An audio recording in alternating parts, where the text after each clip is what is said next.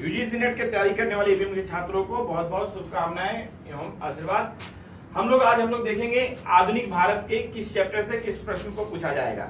आधुनिक भारत जो है बहुत ही महत्वपूर्ण है। लगभग देखा जाए तो 35 से 40 प्रश्न इस विषय से आते हैं।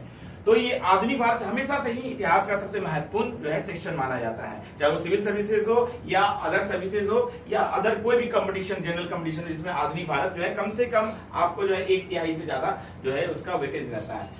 तो ये देखते हैं हम लोग सबसे इंपॉर्टेंट कि आधुनिक भारत में सबसे महत्वपूर्ण प्रश्न कहां से आते हैं। सबसे एक महत्वपूर्ण प्रश्न आधुनिक भारत में 1857 का विद्रोह है। एक प्रश्न आएंगे, कभी कभी 2 प्रश्न भी इसको घुमा के पूछ दिया जाता है। फिर हम लोग देखते हैं अंग्रेज लोग जो है विभिन्न जो है यहाँ पे स्थानीय जो भारत में जो शासक वर्ग था उनसे, जैसे कि बंगाल में प्लासी की युद्ध या बक्सर का युद्ध हो, है ना, जो कि 1757-1764 में है। फिर आपको देखते हैं कि मैसूर के साथ हैदर अली हो या टीपू सुल्तान हो। फिर देखते हैं कि मराठास के साथ युद्ध है, या फिर देखते हैं सिखों के साथ जो युद्ध है। इन सब से भी आपको युद्ध से भी आता है। खुद इनको वाडीवास युद्ध में फ्रांसीसियों को हराया था 1760 में, वो भी एक महत्वपूर्ण है। युद्ध से भी 2 क्वेश्चन रहेंगे। फिर भारत में जो विदेशी आगमन हुए थे, उन आगमन में जैसे आपको कोई चीजें, नई चीजें हुई थी कि नई घटनाएं घटी, तो उससे भी 2 प्रश्न आने की पूरी संभावना। सबसे महत्वपूर्ण जो चैप्टर है भारत में जो 18वीं शताब्दी में सामाजिक धार्मिक सुधार आंदोलन है, जिसमें कि आर्य समाज हुआ या ब्रह्म समाज हुआ, राजा राम मोहन हुआ, इनसे भी 2 से 3 प्रश्न आने की पूरी संभावना रहती है।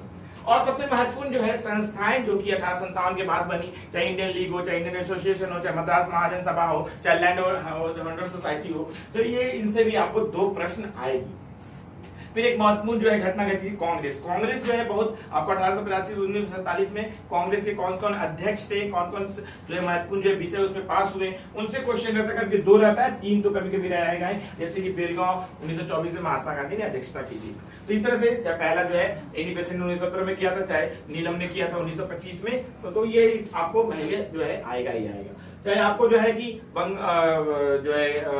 बंगाला गान किस में हुआ, तो 1911 में हुआ था, है ना। तो इस तरह से जो है कि आपको जनगण जो गाए थे रविंद्रनाथ टैगोर 1911 में कलकत्ता अधिवेशन। तो इस तरह से कांग्रेस से आपको रहेगा। फिर हम लोग देखते हैं कुछ महत्वपूर्ण विषय, और इस विषय में होम रूल आंदोलन या आपको लखनऊ समझौता से जो है आपको प्रश्न रहेंगे एक प्रश्न। उसके बाद मुस्लिम लीग से प्रश्न रहेंगे और बंगाल विभाजन से प्रश्न रहेंगे। तो इस तरह से यहाँ भी प्रश्न आपको रहेंगे। महात्मा गांधी से 4 प्रश्न रहेंगे, जो महात्मा गांधी बहुत ही गांधीयन युग बोला जाता है 1919 से लेकर 1939 तक का युग को, और उसने बहुत सारे असहयोग आंदोलन हो या सविनय आंदोलन या भारत छोड़ो आंदोलन हो। तो इस तरह से महात्मा गांधी से 4 प्रश्न हमेशा रहेंगे, कभी 5 भी रह सकते हैं, क्योंकि बहुत सारे चंपारण हो, खेड़ा हो या अहमदाबाद हो। तो इस तरह से देखते हैं। फिर हम लोग देखते हैं वायसराय और गवर्नर देखते हैं आपको 17 जो है कि 57 के बाद जो है प्रासीवद पहला गवर्नर जो है आपको लॉर्ड क्लाइव बना, और अंतिम जो है गवर्नर जो लॉर्ड कैनिंग था, पहला वायसराय भी था, और अंतिम वायसराय जो है लॉर्ड माउंटबेटन था, जो कि भारत का पहला जो है कि गवर्नर जनरल बना लॉर्ड माउंटबेटन। तो वायसराय और गवर्नर की उपलब्धियों, उनका कार्यकाल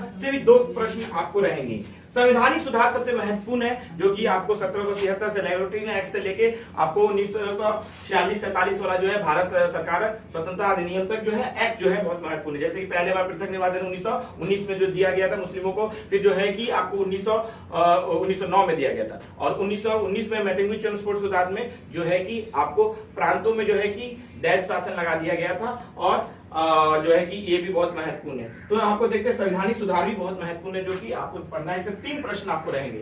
उसके बाद हम लोग देखते हैं प्रमुख जनजाति विद्रोह या जाति विद्रोह या कृषक विद्रोह, उससे आपको 2 प्रश्न होने की संभावना है, कभी कभी 3 प्रश्न भी हो सकते हैं, क्योंकि बहुत सारे विद्रोह हैं, कोल विद्रोह, संताल विद्रोह, बिरसा विद्रोह, इस तरह से बहुत सारे आंदोलन है, उससे लेंगे। फिर स्वतंत्रता आंदोलन जो है बहुत महत्वपूर्ण घटनाएं हैं, जिसमें कि बहुत सारी घटनाएं आपको घटती हैं, जिसमें चाहे आपको बारदौली सत्याग्रह हो या आपको सारे आंदोलन हो, चाहे आपको गांधी इम्पैक्ट हो या पूना पैक्ट हो, या आपको जो है कि शिमला समझौता हो या कृषि मिशन, ये सारे बहुत सारे स्वतंत्रता आंदोलन से 6 क्वेश्चन आपको रहेंगे। पुस्तक भी बहुत महत्वपूर्ण है कि किसने क्या पुस्तक लिखी, हमदर्द की मैगजीन और पुस्तक बहुत महत्वपूर्ण है। कॉमनवेल्थ किसने लिखा, हरिजन किसने लिखा, बहिष्कृत सभा किसने लिखा, जिसको कि अम्बेडकर ने लिखा बहिष्कृत सभा को। फिर आयोग भी बहुत महत्वपूर्ण है, अंग्रेज ने भी बहुत सारे आयोग बनाए जो आपको इसमें पढ़ने पड़ेंगे, है ना। जैसे कि अकाल से संबंधित आयोग हो या शिक्षा से संबंधित रूट्स डिस्पैच हो 1554 वाला, वो आयोग भी आपको 1 या 2 प्रश्न इससे रहेंगे ही रहेंगे। तो ये हम लोग देख रहे हैं। फिर उपनाम भी है कि किसको क्या दिया, गांधी जी को बहुत लोगों ने उपनाम दिया, वो भी हम लोग पढ़ेंगे। फिर संविधान सभा का गठन किया हुआ, संविधान सभा में क्या क्या महत्व था, क्या क्या विशेषताएं, उसको कहां कहां से क्या लिया, उससे भी 2 प्रश्न रहेंगे। उसके बाद विभाजन से संबंधित भी आपको 1 प्रश्न रहेंगे।